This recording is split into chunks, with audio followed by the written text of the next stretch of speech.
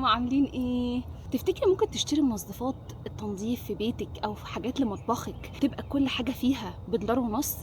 حلقه النهارده بقى فيها فسحه وفيها تجربه، وانا عن نفسي بجرب معاكم. النهارده انا اكلمكم عن واحد من اشهر سلسله المحلات المشهوره في امريكا، اسمه دولار تري او شجرة الدولار بالعربي. دي سلسلة محلات موجودة تقريبا في كل ولاية في امريكا، ومعروف عنها ان كل حاجة او معظم الحاجات فيها سعرها $25، يعني $25. حاجات مفيدة $1.50، تقريبا $1.50 فيها. اهلا بيكم في حلقه جديده من حكايات مهاجره في كواليس الغربه. الحلقه النهارده هتبقى بعنوان الدولار تري. تعالوا نروح سوا. انا ما كنتش بروحه كتير قبل كده، بس انا عندي صحاب هنا تقريبا بيجيبوا منه معظم حاجات ادوات المطبخ. عندهم حفله، عيد ميلاد، حاجه، بيجيبوا كل ادواتهم من هناك. فتعالوا نروح نشوف ايه الحاجات اللي فعلا حقيقي تبقى لقطه جدا فيه. فيلا بينا. ايه رايكم في النضاره بتاعتي؟ النضاره دي انا كنت جايباها من تارجت، والنهارده الجو حر جدا وصيف جدا. درجة الحرارة عندنا 26. انا كنت ناوية اروح لوحدي، بس في حد لما عرف ان انا رايحة الدولار تري وهم بيسمعوا عنه وعارفين قد ايه في حاجات ممكن تبقى لقطة العاب وحاجات زي كده للاطفال، ومعاهم قرشينين محيرينهم، فقرروا يجوا معايا عشان يصرفوهم. تفتكروا مين اللي جاي؟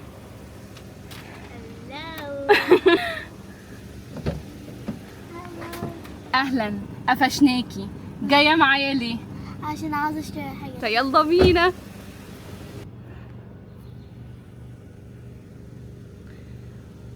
كالعادة مفيش ولا واحد في الشارع.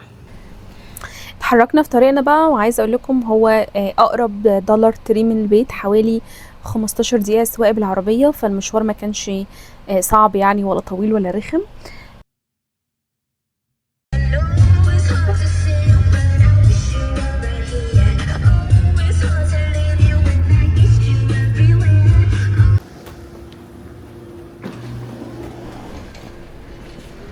تعالوا بقى ناخد جولة سريعة في المكان الأول، بحيث نعرف ايه السكشنز اللي موجودة وكل الأنواع يعني والممرات كل حاجة فيها ايه. أنا بحب أخد جولة في المكان كله الأول، وبعدين بقى أبدأ أفكر أقسم بقى أشوف أنا هبدأ منين وأروح فين. فأنا كنت باخد بس الجولة بسرعة كده في المكان. البلالين الهيليوم بتاع عيد الميلاد مالية المكان كله، كان شكلها حلو قوي. زينة الحدائق والجناين، كروت، منظفات، سكشن منظفات كبير جدا هناك عندهم. انبسطت ان المكان اصلا معمول له ستوكد، يعني البضاعة كتير في المكان، ودي حاجة كويس قوي.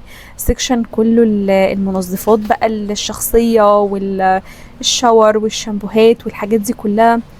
انا قلت اخد جولة سريعة في المكان، اعرف بس ايه الموجود والمتاح، وبعد كده نبدأ بقى واحدة واحدة مع بعض. عجبني كمان ان هو في سيكشن للاكلات السريعه او الفروزن فودز والايس كريم والحاجات اللي زي دي. طبعا سيكشن البلاستيك كله والستورج والتخزين والبلاستيكات والمجات. سيكشن كبير جدا للمطبخ وحاجات المطبخ واستخدامات المطبخ. انا بقيت واقفه منبهره بصراحه، ومش متخيله ان كل حاجه في المحل حقيقي $1.25، يعني مش بس قايلين كده وخلاص، لا فعلا كل الحاجات كانت ب$1.25. بدأت بقى بالسكشن بتاع أعياد الميلاد والديكور بتاع الحفلات الصيفية والحاجات دي، لأنها بصراحة شدتني والألوان مبهجة جدا. شايفين الأطباق الورقية بتاع أعياد الميلاد اللي على شكل تورته وحاجات زي كده حلوة قوي. وكمان كل البوتلز او الازايز اللي قدامكم دي بالشفاط بتاعها وبالشليمو بتاعها، دي كلها بلاستيك يعني مش ازاز. فحلو قوي لو الاطفال بيشربوا عصير، الولاد معاهم صحابهم مجمعاهم في عيد ميلاد، في حفله، في حاجه، حلو قوي. وشايفين الديكورات الصيفيه بتاع الصيف دي، لو انت بتحبي تعملي ديكور في المطبخ او في الجنينه بتاعتك او في البلكونه بتاعتك، دي كلها حاجات ديكورات صيفيه لذيذه جدا.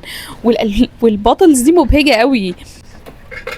شايفين الطبق الكبير ده بلاستيك برضو وب$1.25، ينفع لاستخدامات كتير، سلطة فواكه، بوب كورن الولاد في شهر او حاجة. وشايفين الديكورات اللي هي ورق الشجر البلاستيك ده، عجبني، فكرني كده بحاجات كنت بشوفها زمان، وحسيت ان انا عايزة استخدمه في حاجة عندي على السلم فجبته. فانت بتحط ميه جواها وبتعملوا كده وتحط الميه عندهم. كوكيز كده. واقفين جابر ده على فكره مش محتاجينه.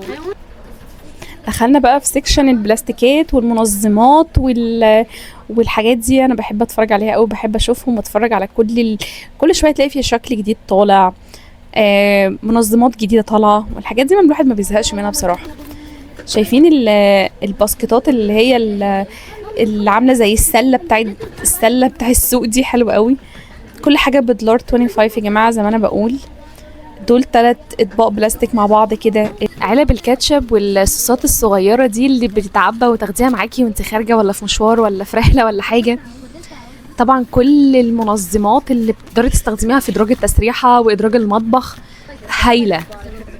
اللي عاجبني كمان ان عندهم تشكيله مختلفه، يعني تلاقوا صواني وتلاقوا اطباق مسطحه، اطباق عميقه، جرادل، بلاستيكات، كلها كل الحاجات دي بلاستيك وكل الحاجات دي بدولار 25. عجبني ده، يبقى حلو. نجيب الاحمر. هتاخدي ده؟ تاخدي الباسكت ده؟ أسيل بتختار منظمات عشان خاطر التسريحه بتاعتها، ادراج التسريحه بتاعتها والتوك والحاجات الكتير دي. خدي واحده من دي واحده من دي. حلوين؟ طب يلا. وجبنا ازازه من دول كل واحده. بحب بقى الاطباق البلاستيك اللي متقسمه بالشكل ده، بحس انها عمليه جدا ومفيده لو احنا مثلا واخدين لانش معانا الشغل، حاجه سناكس معانا رايحين مكان بيها. فجبت ليا منها 2، هما جايين مع بعض كده 2 مع بعض ب 125، فجبت منها بصراحه عشان حاسه انها تبقى استخدامها عملي. ده بقى سيكشن كل الالعاب بتاع الميه والبحر والشط. لو انتوا في مصيف وعندكم ولاد وعايزين شويه حاجات كده بتاعه لزوم المصايف، طبعا انتوا عارفين العاب الاطفال في البحر لا بتضيع، يا لو لعبنا بها السنه دي مش هنلاقيها السنه الجايه. فالحاجات دي بتبقى عايزين اسعار كده رمزيه وحلوه وتقضي الغرض وخلاص. فالسيكشن ده كله العاب بتاع البحر مختلفة بقى، بتاع الشط والمية وكل حاجة. فكانت لذيذة جدا وعجبني، وكل حاجة برضو فيها بدولار 25. السكشن بقى الكيوت ده سكشن الجنينة، الجاردن والزرع، والناس بقى اللي غاوية الزراعة واللي غاوية الجاردنينج بقى. تعالولي بصوا بقى كل البذور بتاع كل الورود وكل أثاري بقى الزرع والفازات بتاع الورد والحاجات دي كلها حلوة قوي بكل أشكالها بكل ألوانها. على فكرة أنا مرضتش اشتري حاجة للجنينة لأن أنا ما كنتش عايزة أجيب حاجة دلوقتي، يعني أنا كنت مستنية. انا بصراحه الجنينه بتاعتي محتاجه شغل كتير جدا، يعني انت لو بتشوفها في الفيديوهات هي محتاجه شغل كتير جدا جدا. بس انا منتظره والدي لان في دماغه حاجات كتير قوي. هو ان شاء الله جاي لي في الصيف، فانا كنت منتظره اي تعديلات اعملها في الجنينه لما هو يجي. فهيبقى في طلعه مخصوصه للجنينه نجيب فيها كل بقى انواع الزهور والورود والفازات والحاجات اللي ناقصانا دي كلها من هنا طبعا، ومن هوم ديبو اللي عارفه هيبقى عارف قد ايه هو كبير جدا وفي كل الحاجات دي برضو. شايفين الانتيكات بتاعت الجنينه؟ الحاجات دي بتتحط في الجنينه كده، في الانتيكات كده خطيره. كنت عايزه جلوف لان انا حاليا اصلا بعمل حاجات بسيطه كده في الجنينه. ودي صخور، تخيلوا صخور بتتحط برضو في الجنينه. بيبيعوا صخور يا جماعه، بيبيعوا صخور مزينه. ندخل بقى على السكشن اللي بعده، سكشن اعياد الميلاد. اي بقى كارت من الكروت دي بدولار 25، وعاملين اوفر على جزء كده منهم الاتنين بدولار. البلاستيكات بقى، الاطباق البلاستيك والشوكات البلاستيك اللي هيعملوا عيد ميلاد واللي عازمين ناس، الحاجات دي بتبقى مفيده جدا. الكوبايات البلاستيك دي انا بحب اجيبها كده كل ما ابقى اروح مكان والاقيهم بجيبهم. الاطباق البلاستيك المتقسمه دي برضو الولاد بيحبوا ياكلوا فيها، لو هتحطي فيها حاجه وتقسمي لهم حاجات فيها لذيذه جدا. هما 8 بلاستيك بدولار 25. ازيكم؟ كنت بوريكم الاطباق البلاستيك دي، في منها لونين، الاحمر انا كنت اول مره اشوف البينك ده، دايما بشوف الاحمر. ال16 كوبايه بدولار 25. 30 عيد ميلاد، بتجهزي عيد ميلاد عدد من الناس. شايفين موجود كمان المناديل، وموجود كمان البلاستيك كفر بتاع الترابيزه، كل حاجات عيد الميلاد. مش هننسى طبعا الشموع بالارقام بكل اشكالها والوانها. انبسطت جدا بصراحة من التشكيلة، يعني لذيذة جدا. اللي عندهم عيد ميلاد قريب يا جماعة، عندي بهلوان هنا للإيجار. لا بس حقيقي عندهم كل اللوازم بتاع عيد الميلاد، الشموع والزينة والديكوريشنز بتاع الهدايا والديكوريشنز بتاع المكان نفسه والبلالين، كل حاجة يا جماعة. لو انتوا عايزين مكان رخيص تجيبوا منه كل حاجة فهو دولار تري. انت عايز حاجة تقعد ساعتين وشكرا، فالليل ايه لازمة ان الواحد يروح يجيب حاجة تبقى مكلفة جدا. سيكشن بقى المنظفات بقى والحاجات بقى بتاع ست البيت. تعالي بقى، تعالي. شايفة كل ازازة من اللي هتشوفيهم قدامك دول بدولار 25. اول حاجة دي كلها منظفات الصابون بتاع الاطباق وبتاع المطبخ بكل بقى الروايح والانواع اللي انتي تبقي البراند اللي بترتاحي فيه وعارفاه. حاجات بالتفاح وحاجات بالليمون والحاجات باللافندر، يعني فواكه بقى. في نظام فواكه. دي كلها ديش سوب، الصابون بتاع المواعين كله. لو في حد مجرب نوع معين بالنسبه له مفضل بالنسبه له يقول لي، لان انا بستخدم بريل بالليمون بس ممكن اغير. ده بقى سكراب تنظيف بقى، ده المنظفات بتاع المطبخ نفسه بقى. وهتلاقوا فيه حاجات خاصه بالمطبخ وحاجات خاصه بالحمام، استخدامات لتنظيف الحمام واستخدامات لتنظيف المطبخ.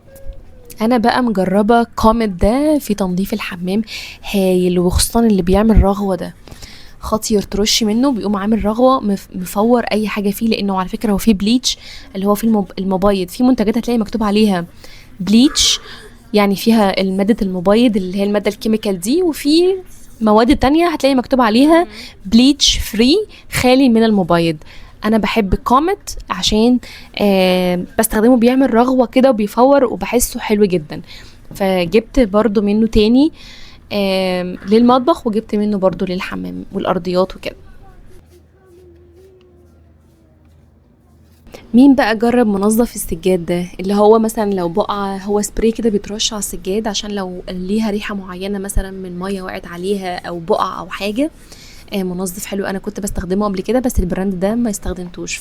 ده بقى انا مجرباه قبل كده، خاطر يا جماعه. ده لو الحوض انتي بعد شويه حسيت ان الحوض صرفه مش احسن حاجه، ده بيفتح بيسلك الحوض ورهيب. انا مجرباه، بحط منه كوبايتين او كوبايه واسيبه ساعتين وبعدين افتح عليه ميه سخنه، خلاص شكرا، كأن الصرف رجع جديد. فحلو قوي قوي قوي. الرش ده بقى متعدد الاستخدام بريحة الروزماري والسينامون، القرفة والروزماري. ترشيه على الكاونتر، الترابيزات، المطبخ، خطير. ده انا جبته، انا ما جربتوش قبل كده، اول مرة اجربه. بس ده بتاع رش الناموس. انا في الجنينة عندي ورا ناموس فظيع، فحد واحدة صاحبتي قالت لي جيبي الرش، عبارة عن بترشيه على ايدك او رجلك مكان الناموس بيقرص، واستخدميه. هو زيوت طبيعية بس طاردة للحشرات، فقلت اجربه. تخيلوا الجردل الكبير الحلو ده بدولار 25. حتى لقينا فيه اندومي، يا ساتر يا رب. الرامن نودلز بكل انواعها برضو كانت موجودة. اللي بيعودوا ولادهم على القرايه بالليل وبيحاولوا يدوروا لهم على قصص وستوريز وحاجات من دي، وكل ادوات المدرسة. بس خلي بالكم ادوات المدرسة فيها حاجات اغلى ب$5 و$3، لان البراندات دي انتوا عارفين هي ارقام ثابتة. دي سبلايز بتاع المدرسة، سبلاي كل بقى عارفين السبلاي ليست بقى اللي بتجيلنا في اول المدرسة دي، وبتبقى فيها ليست طويلة عريضة بكل الحاجات، و70 لون و70 قلم و70 ورقة و70 مقص والحاجات دي. كل الحاجات دي موجودة هنا. فلو بتفكروا تشتروا الحاجات دي على بداية الدراسة ان شاء الله، تعالوا هنا الاول جيبوا الحاجات اللوازم الاساسية، ولو في حاجة تانية ما لقيتوهاش خلاص روحوا مكان تاني بقى زي تارجت او وول مارت. بس حقيقة انا شفت فيه كل حاجة، انا شفت فيه كل البراندات وفيه كل اللوازم اللي في العادي احنا بنبقى بندور عليها. فده سيكشن كبير خالص زي ما انتم شايفين، ستيكي نوتس والاقلام والبنسلز، حتى المنظمات بتاع المكتب، الناس اللي عندهم اوفيس وشغالين في مكاتب، والالوان الكريونز بكل برضو البراندات بتاعتها. الامهات هنا في امريكا هيبقوا عارفين انا قصدي ايه، لان الحاجات دي احنا بنشوفها كل سنة، لستة كبيرة، سبلاي ليست بكل الحاجات دي. وبيبقوا في مدرسين طالبين يعني السن يبقى السن مقاسه معين وحاجات كده. وطبعا في حاجات تانية مع سعرها ثابت $1.25. فيمكن دي اغلى حاجة انا شفتها اصلا لحد دلوقتي، ان في براندات في السبلاي ليست كانت $3 وب$5. شايفين حتى الكشاكيل بتاعتهم والبايندرز بتاعتهم والحاجات دي كلها كانت موجودة. حتى في العاب، يعني حتى في العاب اطفال، الالعاب الصغيره خالص اللي هي بتبقى الشخصيات الكرتونيه دي بتبقى لذيذه. لو مثلا هم معزومين على عيد ميلاد فانت عايزه تجيبي هديه بسيطه حلوه، يعني الحاجات دي، او مثلا انت عايزه تجيبي لابنك لعبه، شبط في لعبه او في حاجه. الحاجات هنا رمزيه خالص، يعني $1.25. فعلشان كده ولادي بيحبوه، عشان كده هم منطلقين. انا اصلا يعني شايفاهم منطلقين في المكان اكتر مني. معظم الحاجات اللي كانت موجوده لقيتها $1.25 بس، ما عدا حاجات معينه لقيت مكتوب عليها $5 او $3 او $3. Temporary tattoos. It says tattoos. It's tattoo. شايفين تايد الصغير ده؟ يعني فيه العينات الصغيره دي، علشان برضو معرفش لو ناس مسافرة طالعة مصيف يومين حاجة، فيعني محتاجين معاهم حاجة زي كده. ففي العينات الصغيرة دي، وفي طبعا الكبير اللي هو الاستخدام بتاع العادي بقى بتاعنا يعني ب$1.25. حتى لقيت الجولري كلينر اللي هو بينظف المجوهرات او الذهب او أنا مش عارفة بالظبط هو الذهب ولا الألماس او الماس يعني، او الجولري بشكل عام. بس عجبني انه موجود برضو، ان دي حاجه من الحاجات اللي متوفره وجت في دماغهم يعني. ده كومت اللي انا جبته، واحد للمطبخ واحد للحمام. الاتنين فيهم بليتش، الاتنين فيهم ماده المبيض دي. Someone is sparkling again. Look at this. It has a butterfly on it. Yeah. طبعا ما كانش هينفع نقف قدام السكشن ده واسيل ما تقومش من مكانها كده والنشاط يجيها وتقف تختار. كل حاجه من الحاجات دي برضو $1.25.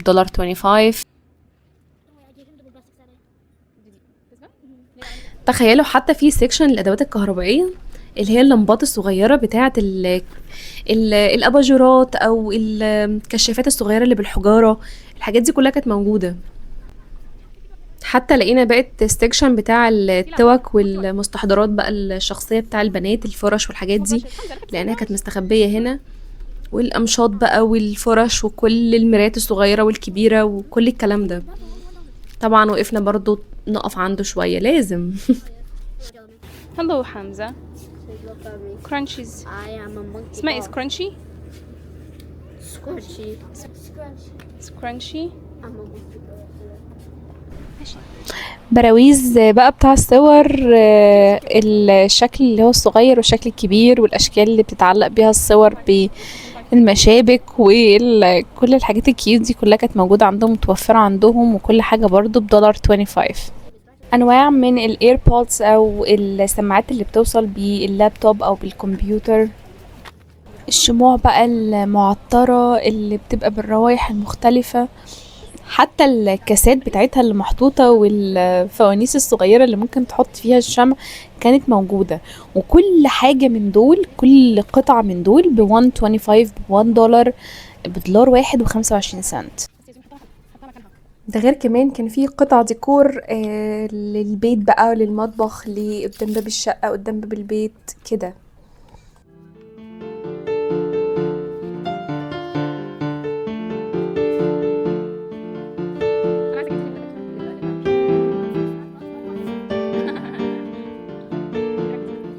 سيكشن الارتس اند كرافتس بقى، كل الحاجات الحرفيه والكروشيه والحاجات الجميله دي موجوده كانت عندهم برضو. سيكشن كبير مليان حاجات.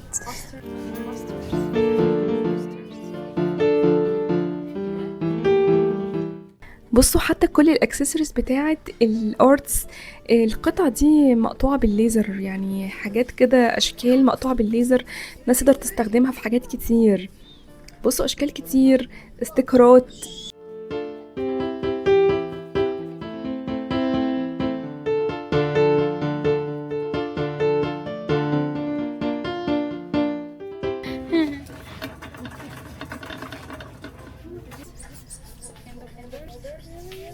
دي كلها كاسات للشموع، يعني دي كلها كده اشكال كاس بيتحط فيه الشمع ويبقى شكله حلو كده، ديكور يعني. This is my home. سكشن الفنانين بقى، الوان الميه بالفرش بكل حاجه. بس بتقول لكم this is my home، ده بيتي. ده بقى السكشن اللي هي المفضل عندها. كل ده الوان الميه بكل درجاتها، بكل يعني الناس الفنانه بقى، الناس الفنانه بقى تروح على هناك. الناس اللي بتحب تكون الفازات بتاعتها باشكال ورد مختلفه، او تكونها هي بطريقتها وتجمع الوان مع بعض. في سيكشن كبير هنا للورد طبعا الصناعي، سيكشن كبير موجود هنا للسناكس بقى والحلويات والكلام ده. بس مش كل على فكرة دولار تري فيه ده، يعني المحلات الأكبر شوية ده يعني هو كبير شوية، ففي سيكشن زي ما انتم شايفين كبير، يعني في كل سناكس وحاجات كده اللي هي الحاجات الخفيفة يعني. وخاصة الشيبسيهات بقى والشوكولاتات والحاجات اللي هي السناكس دي.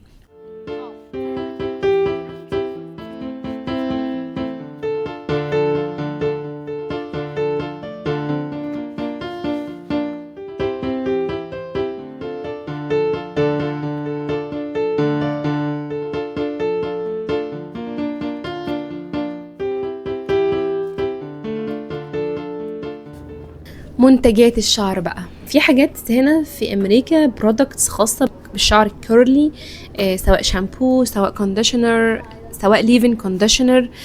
فانا لقيت عندهم حاجات بالشيا باتر خاصه بالكيرلي هير، فالناس اللي بتبقى عارفه نوعيه شعرها تدور على الحاجه اللي تظبط مع شعرها. حتى كان في سيكشن للصبغات وحاجات خاصه بالروتس. انا ما اعرفش البراندات دي، ما جربتهاش يعني، بس لاحظت ان برضو في لوريال، يعني لقيت في براندات معروفه اساميها معروفه موجوده. ده ديب كونديشنر، ده مرطب عميق تقدري تستخدميه كهير ماسك كده، ماسك للشعر مره في الاسبوع او مرتين. بتبقى الحاجات دي حلوه جدا للشعر اللي مثلا عنده هيشان شويه او حاجه، وكل حاجه مكتوب عليها يعني استخدامها ايه، وللشعر الكيرلي ولا للشعر العادي. ده سيتنج سبراي، وكمان الهيت بروتكتيف اللي هو بيحمي من الحرارة قبل ما تستخدمي المكوى او الاستشوار. كل الحاجات دي موجودة. في شامبوهات،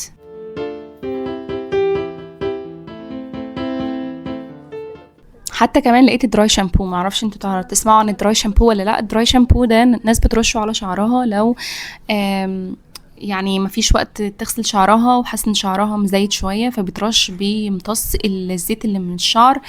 في امريكان بيستخدموه هنا عشان طبعا هم طول الوقت بشعرهم. انا بصراحه ما جربتوش قبل كده، بس اعرف ان في ناس يعني بالنسبه لهم شيء اساسي. سيكشن بقى العنايه بالبشره بقى ومنتجات البشره كلها. التونر، مزيل الميك اب، مرطبات، فيس ماسك، سيروم للتفتيح، حاجات بالهيرونيك اسيد.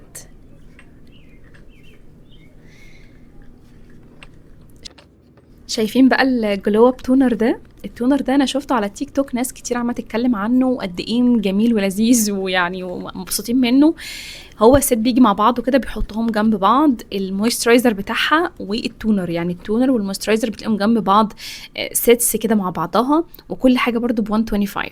اللذيذ بقى ان هما اطعمه مختلفه، او يعني روائح مختلفه، في بالرمان وفي بالستروبيري، في بالفراوله وفي بالافوكادو وفي بالبطيخ، يعني احنا شفنا حاجات كتير. دي كلها سكرابات وتونر. السكشن ده مليان. ده اويل فري نايت كريم. انا بحب اي كريم اويل فري لان انا اصلا بشرتي يعني دهنيه ومختلطه. ده كوكونات بودي اويل، زيت للجسم بالكوكونات، حلو قوي. لوشن بيهدئ البشره بعد التعرض للشمس. بودي لوشن بالالوفيرا برضو بدولار 25 سنت. انتي رينكل كريم، ده كريم ضد التجاعيد.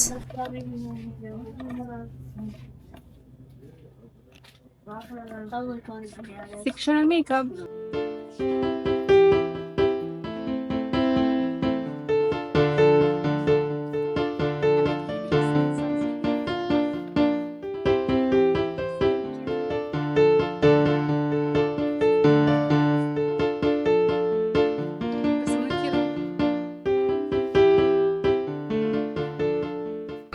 انا جبت المويسترايزر ده بطيخ عشان أنا بعشق البطيخ.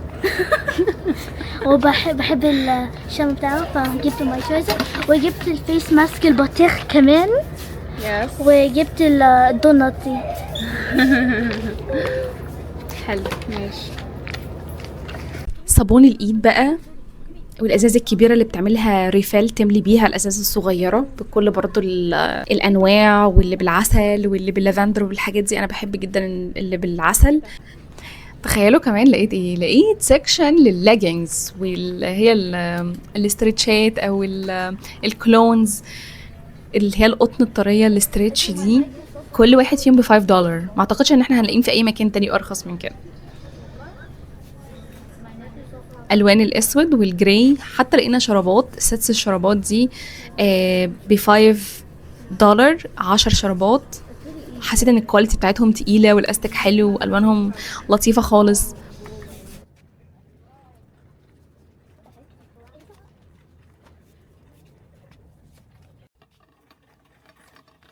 دي بقى كل انواع الديودرنت اللي هي مزيل العرق يعني.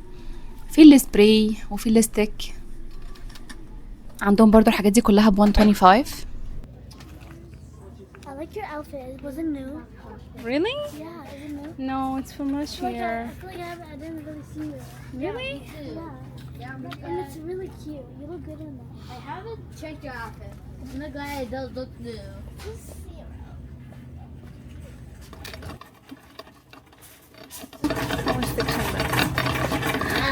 هنختم بقى بالسكشن المفضل عندي، حاجات المطبخ واللوازم المطبخ اللي كنت بقول لكم عليها. الثلاجة، ما فيش الثلاجة. No, you put on the fancy. بس البلاك. It has gold in it. انا اول مره اشوف اطباق حراري شكلها حلو وكيوت كده.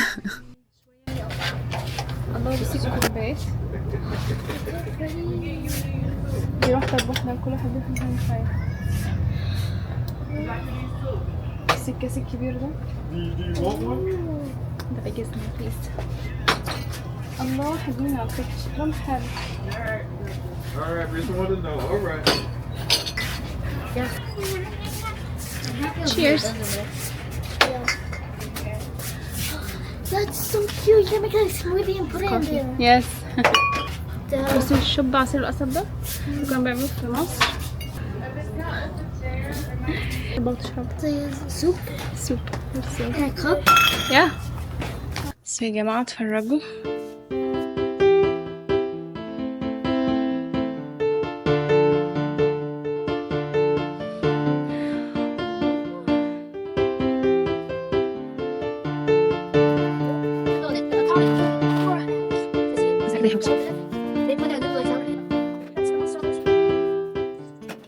وطلع عندهم كمان سيكشن كبير للتشاينا بقى، الاطباق الصيني.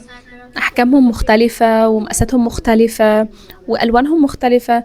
وفي منهم المسطح وفي منهم العميق شويه، يعني ينفع لكذا يعني استيلات الاكل المختلفه بتاعتنا. فاتفاجئت بصراحه بان السيكشن مليان حاجات زي كده، وكل قطعه فيهم برضو $1.25.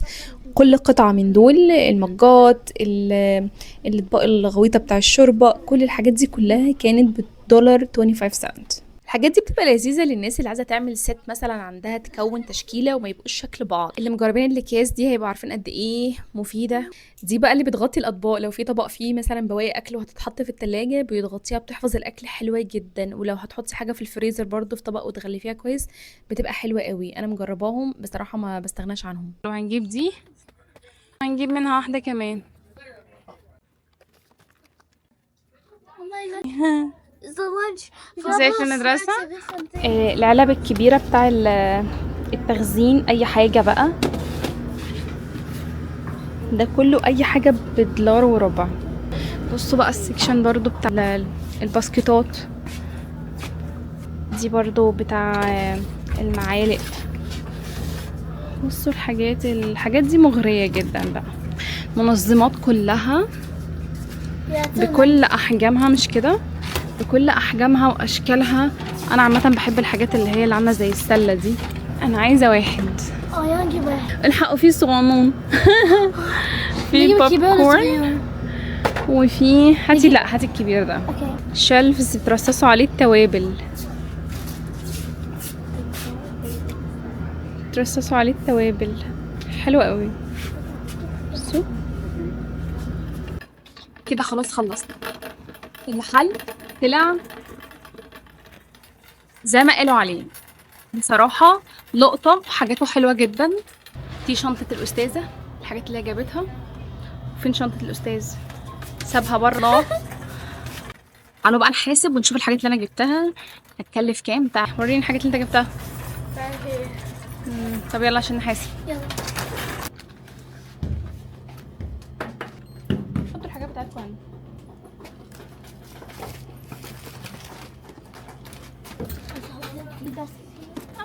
عادي لا طلعوا. هي هتطلع منه.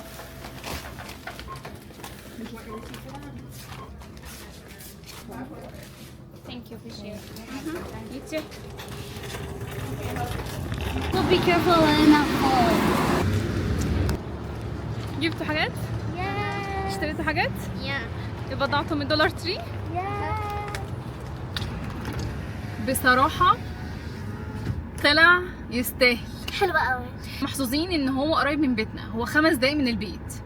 جيناه مرة زمان وما كانش ستوكد كده، ما كانش مليان حاجات كده، فما كنت واخده عنه فكره ان هو اي كلام.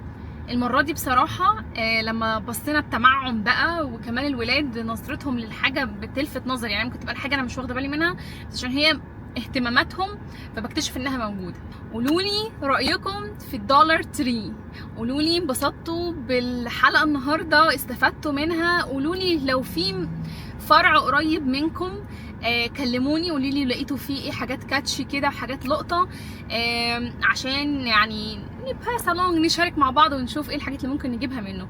انا عن نفسي عيد ميلادي الشهر الجاي هنيجي هنيجي نجيب منه حاجات، وهاخدكم برضو معايا واحنا بنشتري الحاجات بتاع عيد الميلاد. عجبني ان عنده كل الديكوريشنز وكل يعني زينه الاعياد الميلاد. بس وخلاص كده احنا كده بقى في طريقنا، هنعدي نجيب اكل عشان في ناس جاعت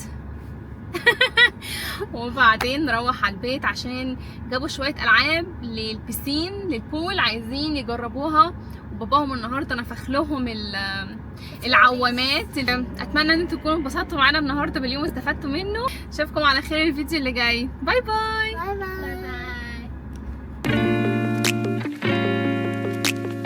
روحنا البيت وحطينا الحاجه، تعالوا نشوف.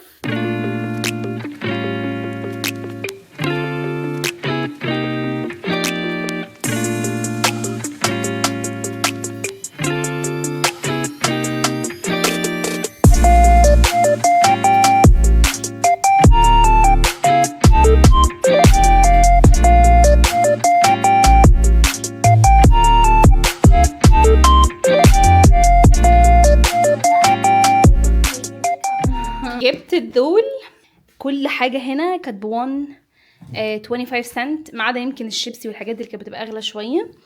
الاكياس، جبنا علبه البوب كورن دي، جبنا الكوبايات البلاستيك دي، برضو الاطباق البلاستيك المتقسمه دي بتبقى حلوه جدا للولاد. جبنا المنظمات دي الاسيل عشان تستخدمها في درجه التسريحه بتاعها. جبنا الباسكت الحلو ده برضو عشان تستخدمه تحط فيه ممكن التوك بتاعتها.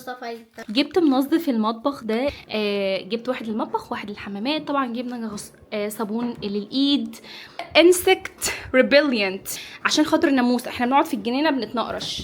ده بقى اللي كنت قايله لكم عليه اللي هو الدرين اوبنر، اللي هو لو حسيتي ان الصرف بتاع الاحواض بتاعتك مش احسن حاجه استخدميه، حطي منه كوبايه وسيبيه ساعتين وبعدين افتحي عليه ميه سخنه.